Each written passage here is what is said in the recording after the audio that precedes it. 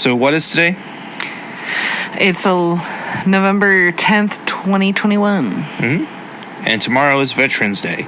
It is. And today salute to the troops. And today is your dad's birthday. Today is my dad's birthday.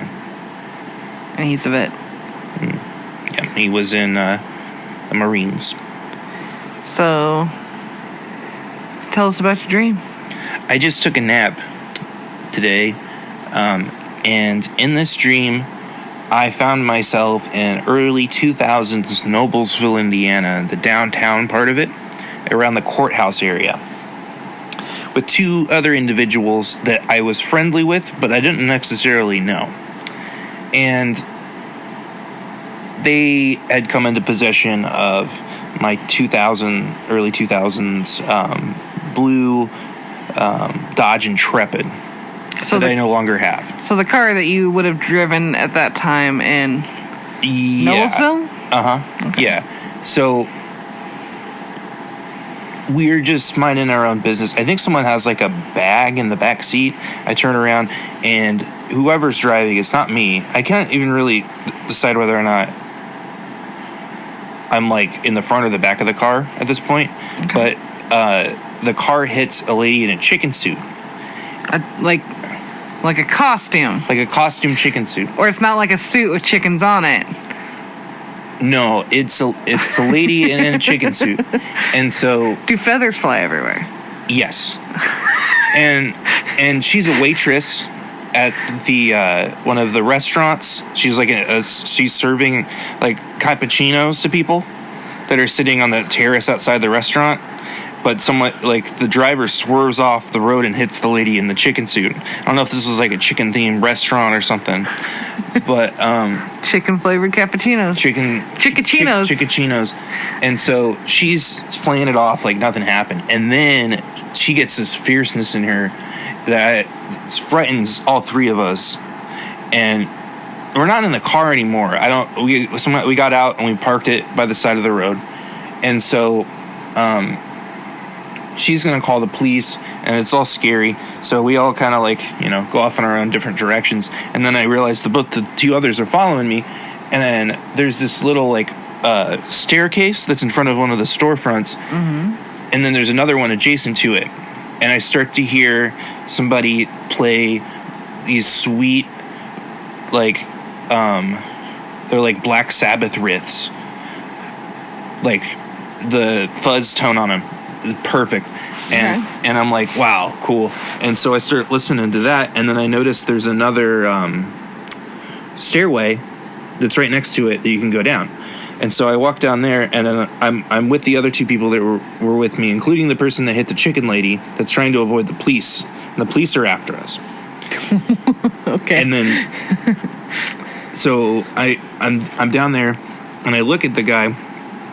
There's like a little, I'll call it like a window that's in between the two under the sidewalk walkways. Mm-hmm. I'm underneath there, and I can see him through this, but he's clearly on the other side of it. So you're like in a basement. You're looking out the window. You're like in a basement apartment. There's recording studio office. It's a stairwell that goes below a sidewalk area. Okay. And I mean, it's kind of, imagine like something the Ninja Turtle. I don't know, like yeah. It's I weird. mean, dream places don't always make sense. Doesn't always make sense, but yeah, that's where I am at. And so I look over at this guy and I'm like, wow, that's a cool amp. He's got this sweet setup, and he says, oh yeah, and he starts playing, and then oh man, and I've encountered this guy in my dream before. I knew him. Like he's like famous in my dreams, but he has this song. But he only exists in your dreams? Yeah, I don't think he's real. Like, what is... He's got a whole lore to him, but like... Well, I need to... What does he look like? What is his name? He's shy. He very rarely sings. He's got a funny haircut. It's like blonde. Like, how old is he? Like, is he heavy? Is he skinny? He's medium. Okay. I think he had like a Bert and Ernie t-shirt on. Okay. he had green pants and a Bert and Ernie t-shirt on, and he has like one of those like anime haircuts, but it's blonde. But he's always in your dreams like this, or is it? He's a character that I run into in my dreams. But he started playing as one of his famous songs, and I can never remember him once I wake up. But it started with a letter S, and it wasn't really. It was kind of nonsense words. But then the drummer. I realized there's a drummer in my little pocket of the underground area. Yeah. He starts playing. Other people are coming in. We're all having a great time. And then it's so loud it attracts the police that were after the guy that hit the lady in the chicken costume. No. And so they start swarming down the stairs. And so the guy that hit the lady, he's smart. He hops over to where the guitar guy was, and the police can't see him. So he's okay. But once I get out of that, walk back up the stairs, police are like asking people questions and stuff. I try to like nonchalantly like slip into the store that the thing's in front of, and I go inside and I see a speak and spell, so I buy the speak and spell, and I go to the cash register. It's just there, like the speak and spells just came out. They have an end cap of speak and spells, like. They're like, oh, this is the cool new thing. So I buy one, and then I pay with cash in an old timey like dingy cash register. Okay. And they hand it to me in a brown paper sack, and I walk outside, and I pull the thing, and it goes, and it's saying dirty stuff that I will not repeat. It's like they're like little like the whore says. Oh, jeez. It's dirty stuff. The speak and spell says dirty stuff. And so, like, I run into this old lady, and at first I'm like, oh, kind of put off by it. And so she starts laughing. Wait, this isn't the old lady in the chicken suit. The lady in the chicken suit wasn't old. She was like a middle-aged waitress. See, I guess I'm picturing like a granny. This lady I ran into, she was an older lady from... I want to say, like, she had a real Kansas City vibe to her. She had, like, a fur coat. And we were talking, and she's laughing. And we go down the back behind one of the stores. Yeah. And all of a sudden, I'm in one of those, like, club scenes from Purple Rain. And I'm in, like, 1980s Minnesota.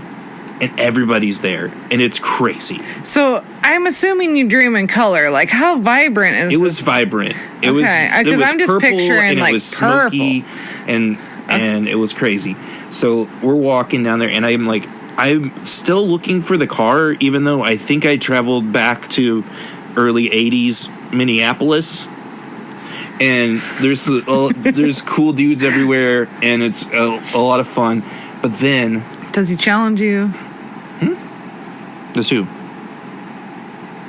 Does he challenge you to a basketball game? Oh, well, we'll get to Prince here in a second. So we're walking down, and the lady's like, "Oh, I think she had to catch a bus or something, to somewhere." And I turn around, and guess who's there?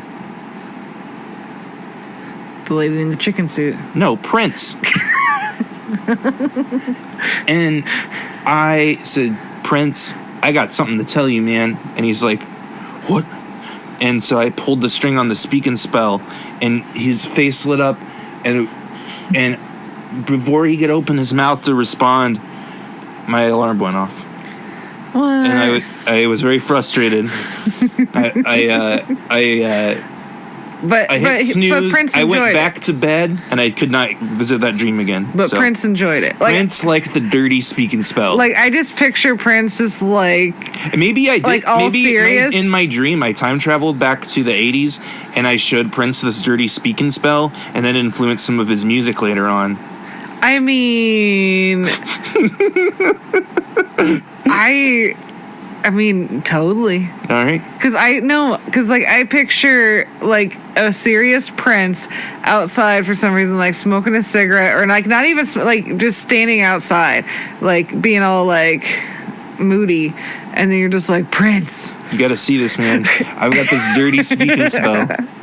And I feel like he's just, like, looks at you like, what does this guy want? And then he just, like, cracks a smile. And I feel like you just made Prince's day for some reason. Oh, yeah. Well, that's it for the dream today.